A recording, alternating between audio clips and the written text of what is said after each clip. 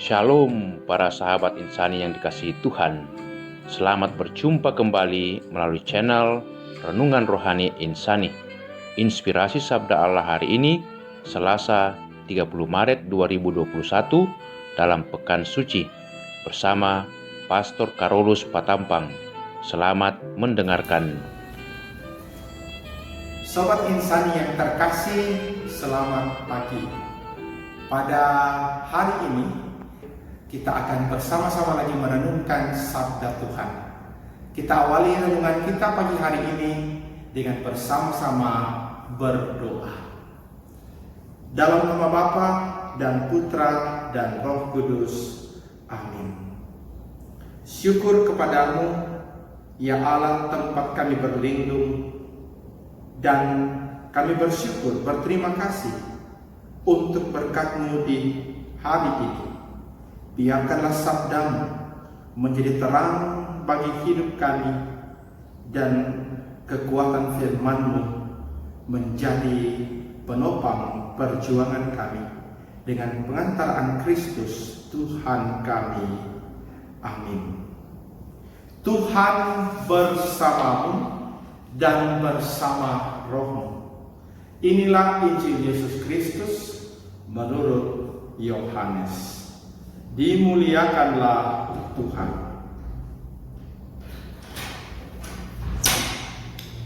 Di dalam perjamuan Paskah dengan murid-muridnya, Yesus sangat terharu lalu bersaksi, "Aku berkata kepadamu, sesungguhnya seorang di antara kamu akan menyerahkan aku." Murid-murid itu memandang seorang kepada yang lain. Mereka bertanya-tanya siapa yang dimaksudkannya. Seorang di antara murid-murid Yesus, yaitu murid yang dikasihinya, bersandar dekat kepadanya di sebelah kanannya. Kepada murid itu, Simon Petrus memberi isyarat dan berkata, "Tanyakanlah siapa yang dimaksudkannya." Murid yang duduk dekat Yesus itu berpaling dan berkata kepada Yesus, "Tuhan, siapakah itu?" Jawab Yesus, "Dia adalah orang yang kepadanya aku akan memberikan roti sesudah aku mencelupnya." Sesudah berkata demikian, Yesus mengambil roti, mencelupkannya dan memberikannya kepada Yudas, anak Simon Iskariot. Dan sesudah Yudas menerima roti itu, ia kerasukan iblis. Maka Yesus berkata kepadanya, "Apa yang hendak kau perbuat, perbuatlah dengan segera." Tetapi tidak ada seorang pun dari antara mereka yang duduk makan itu mengerti apa maksud Yesus mengatakan itu kepada Yudas. Karena Yudas memegang kas, ada yang menyangka bahwa Yesus menyuruh dia membeli apa-apa yang perlu untuk perayaan itu, atau memberi apa-apa kepada orang miskin. Yudas menerima roti itu lalu bersegera pergi. Pada waktu itu hari sudah malam. Sesudah Yudas pergi, berkatalah Yesus, "Sekarang Anak Manusia dipermuliakan dan Allah dipermuliakan di dalam Dia. Jikalau Allah dipermuliakan di dalam Dia, Allah akan mempermuliakan Dia juga di dalam dirinya, dan akan mempermuliakan Dia dengan segera. Hai anak-anakku, tinggal sedikit waktu saja aku bersama kamu. Kamu akan mencari aku, dan seperti telah kukatakan kepada orang-orang Yahudi, ke tempat aku pergi tidak mungkin kamu datang. Demikian pula aku mengatakannya sekarang kepada kamu." Simon Petrus berkata kepada Yesus, "Tuhan, kemanakah engkau pergi?" Jawab Yesus, "Ke tempat aku pergi, engkau tidak dapat mengikuti aku sekarang, tetapi kelak engkau akan mengikuti aku." Kata Petrus kepadanya, "Tuhan, mengapa aku tidak dapat mengikuti Engkau sekarang? Aku akan memberikan nyawaku bagimu. Sahut Yesus, nyawamu akan kau berikan bagiku? Sesungguhnya aku berkata kepadamu, sebelum ayam berkokok, engkau akan menyangkal aku 3 kali. Demikianlah Injil Tuhan. Terpujilah Kristus.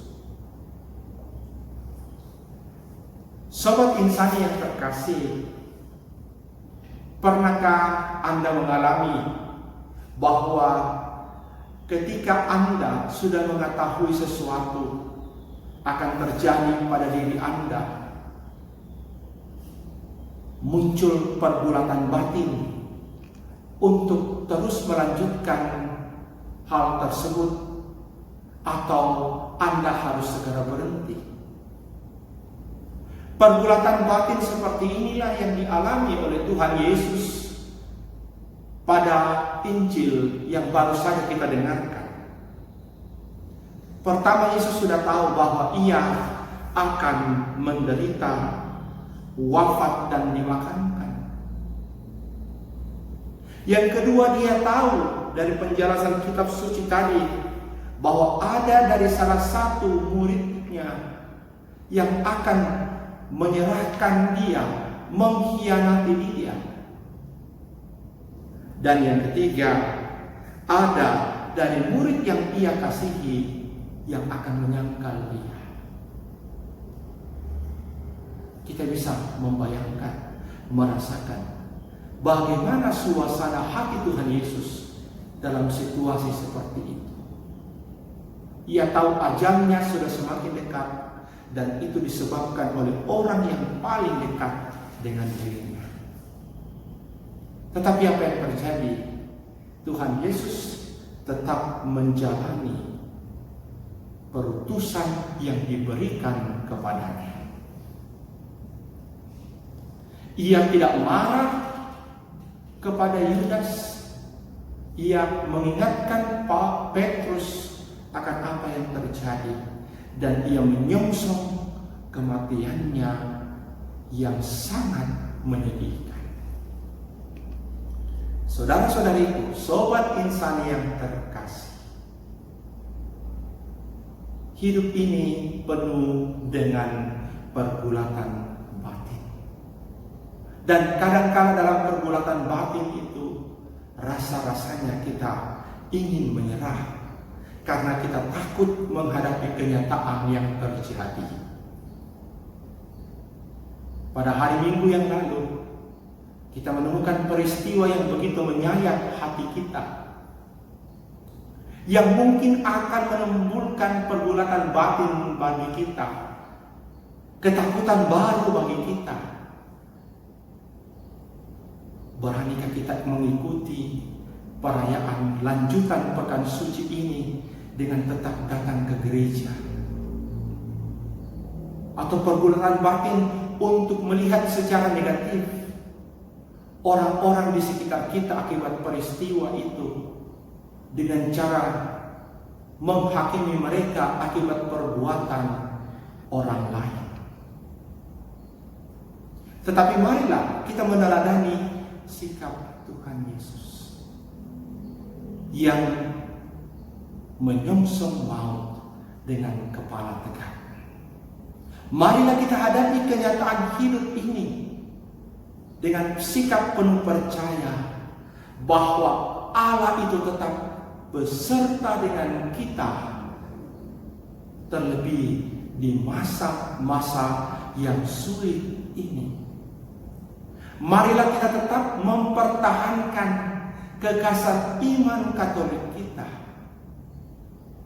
kasih yang tanpa batas, pengampunan yang terus-menerus, karena Tuhan Yesus mengajarkan hal itu kepada kita.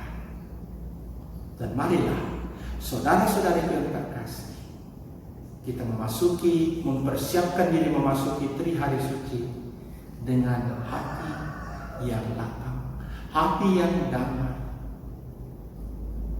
Karena Tuhan kita Yesus Kristus menunjukkan Ia menang atas kehidupan ini. Karena Ia memenangi pergulatan batin yang Ia hadapi. Kita doakan semua orang. Kita doakan mereka yang selama ini menyakiti kita. Karena iman Katolik kita mengajarkan, kasihilah sesamamu manusia seperti Allah sendiri, seperti Kristus sendiri mengasihi kita. Marilah kita berdoa. Ya Allah, taburkanlah benih-benih kedamaian di dalam hati kami, benih-benih kasih, benih-benih kepercayaan untuk memenangi pergulatan batin kami, ketakutan kami, kebencian kami. Hilangkan itu berkat kurban Kristus Tuhan kami, kini dan sepanjang masa. Amin. Tuhan bersamamu dan bersama rohmu. Semoga turunlah berkat Allah yang berlimpah atas saudara-saudariku yang terkasih, dimanapun Anda berada, dalam nama Bapa dan Putra dan Roh Kudus. Amin. Terima kasih saudara-saudariku yang telah mendengarkan Sabda Allah. Saya Pastor Marcelo Rotandung mengucapkan berlimpah terima kasih kepada Pastor Carolus Patampang. Semoga Pastor selalu diberkati Tuhan dalam setiap aktivitas dan pelayanannya. Amin.